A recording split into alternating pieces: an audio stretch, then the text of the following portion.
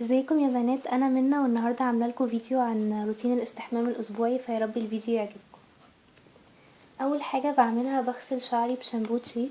الشامبو ده انا بستخدمه عشان انا كنت عامله شعري فرد تشي، وهو عامه منتجات التشي كلها حلوه جدا وانصحكم ان انتوا تجربوها. بعد كده بستخدم البلسم ده، اسمه بروتين. البلسم ده برازيلي، كان اللي قالي عليه الكوافيرة ان هو حلو جدا وان هو كمان مفهوش صوديوم. معرفش، هو يمكن الصوديوم ده حاجة مضرة للشعر، بس هو مكتوب عليه ان هو زيرو صوديوم. هو حلو، بيسيب الشعر رطب، فلو قابلكم ممكن تجربوه عادي، هيعجبكم. ده كل حاجة بالنسبة لشعري. بعد كده لجسمي بقى، بملى البانيو مية سخنة، بعد كده بس في درجة حرارة ان الجسم يقدر يستحملها. بعد كده بحط من الباس فوم ده، من هو النوع ده تركي، ده كان جايلي هدية من تركيا، بس انا معرفش سعر ولا اي حاجة عنه.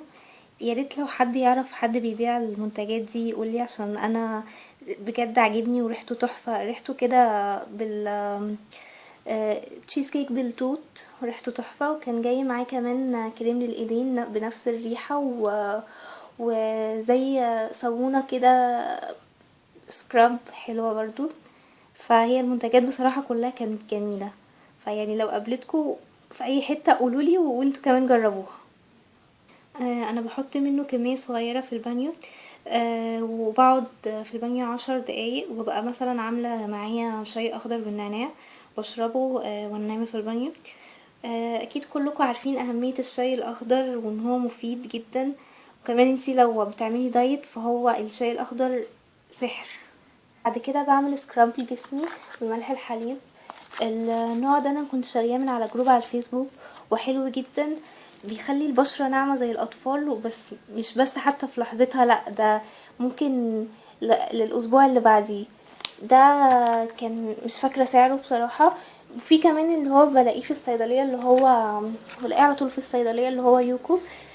يوكو برضو بيعمل نفس التأثير، بس يعني آخره مدة اليوم اللي انتي فيه، بعد كده خلاص ملوش أي تأثير. وساعات بستخدم السكراب ده من بايو. ده اصلا للوش والجسم، بس انا بفضله للجسم اكتر، بيخلي الجسم برضو ناعم جدا وبينضفه كويس وبيشيل اي جلد ميت، فانصحكم ان انتوا تجربوه اكتر لجسمكم اكتر من وشكم. بحسه يعني بيبقى اكتر على الوش تقيل. بعد كده بشطف جسمي وبستخدم الشاور ده من اوريفلام بالبرتقال. ده كان البنت بتاعت منتجات اوريفلام قالت لي ان هو لحبوب الظهر. انا ما استخدمته حسيت ان انا فعلا بشرتي اتحسنت، وكمان بيخليكي كده منتعشة، وخصوصا في الصيف بيبقى جميل جدا. بستخدمه مع الليفة، كنت شاريها من الصيدلية، فبيبقى حلو قوي. بعد كده بغسل وشي بالغسول ده، 3 in 1 من مجموعة ايفون كير، حلو قوي، بيخلي الوش مترطب و... وبيخلي كمان البشرة ناعمة جدا. ده انصحكم اكتر انتوا تستخدموه في الشتاء. برطب وشي بكريم جونسون سوفت. ده طبعا انتوا اكيد عارفينه، مش محتاجة اتكلم عنه، هو جميل جدا والبشرة بتمتصه بسرعة. وبعد كده بحط على شفايفي زبدة كاكاو لابيلو، برضو اكيد دي عارفينها. زبدة كاكاو لابيلو دي اللي عندي بالشيري دي. اولا ريحتها تحفة، بتدي لون حلو قوي للشفايف، مش عارفة باينة في الكاميرا ولا لأ، بس هي بتدي كده لون طبيعي للشفايف وبتبقى ناعمة قوي على الشفايف. بعد كده بعد ما بنشف جسمي بحط على جسمي من البادي باتر دي من ذا بادي شوب. دي بزبدة الشيا، ريحتها تحفة جدا وناعمة على البشرة وبتقعد وقت طويل. انا عندي كمان ذا بادي شوب اللي هي بزبدة الكاكاو. دي يعني بحس اللي هي بزبدة الشيا احلى. بزبدة الكاكاو بحس ريحتها غريبة شوية، مش يعني ما بحبش ريحتها بصراحة. مش عارفة، انا بلاحظ فعلا ان في منتجات ذا بودي شوب ان بعض المنتجات بتبقى ريحتها غريبة، بس اللي اعرفه ان هما بيستخدموا منتجات طبيعية 100%، فممكن عشان ما فيهاش مواد كيميائية بتبقى المنتجات، بعض المنتجات بتبقى ريحتها مختلفة شوية. بس على العموم يعني انا ما اقدرش استغنى عن منتجات زبادي شوب. البادي باتر وبعد كده بخلي بسيبها على جسمي دقيقة. بعد كده بحط البادي ميست بتاعي ده من فيكتوريا سيكريت. ده اكتر اكتر ريحة عجبتني في الكوليكشن بتاع فيكتوريا سيكريت.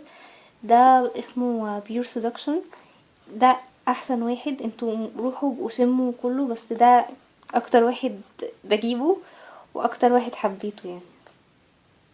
انا كده خلصت الروتين بتاعي. لا ثواني نسيت حاجة. بعد ما شعري بينشف بحط من السيروم ده بالعنب من زبادي شوب. بيخلي الشعر لمعته حلوة جدا وريحته حلوة برضو.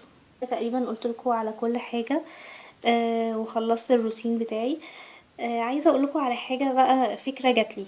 ايه رأيكم كل اخر فيديو ابقى اقولكوا مثلا على معلومة او حاجة بعملها، واقول لآية كمان ان هي تعمل كده، بحيث ان احنا نستفاد كلنا. ومش لازم يكون يعني ليها علاقة بالميك اب او العناية بالبشرة. ياريت انتوا كمان تشاركونا بالكومنتات هنا لو عندكم معلومة او حاجة عايزين تقولوها، او على صفحتنا على الفيسبوك هبقى اعمل لكم بوست ثابت، بحيث ان انتوا تكتبوا فيه كل حاجة انتوا عايزين تقولوها تفيدوا بيها غيركم. وممكن ابقى كمان ابقى اقولها باسمكم في كل اخر فيديو. معلومة هشاركها معاكم هي النهاردة.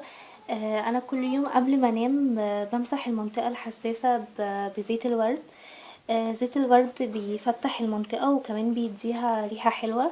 ممكن كمان تحطوه في بخاخة زي دي عشان تبقى الموضوع اسهل، وتمسحوا بقطنة. وشوفوا جربوا وشوفوا النتيجة هتعجبكم جدا. انا كده خلصت الفيديو، يا رب يكون عجبكم. متنسوش تعملوا لايك وسبسكرايب وشير. وكمان ما تنسوش تعملوا لنا فولو على الاكونت بتاعنا على الانستجرام. باي باي.